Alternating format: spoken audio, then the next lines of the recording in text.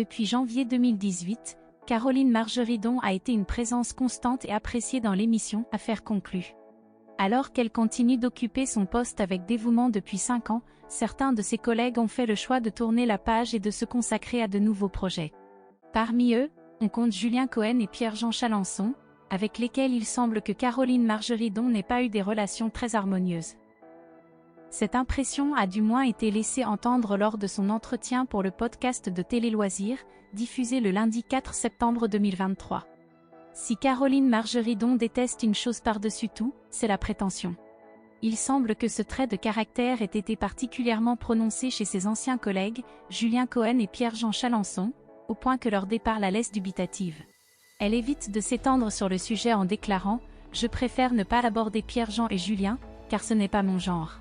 Je peux simplement dire une chose. » On perçoit ici un certain agacement chez Caroline Margeridon, qui préfère ne pas poursuivre dans cette direction.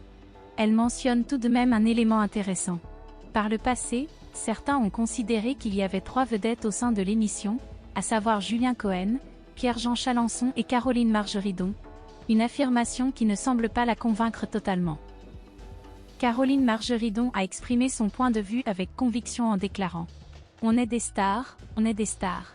Cependant, pour perdurer dans la vie, que ce soit à la télévision ou dans la vie en général, il est essentiel de rester fidèle à soi-même.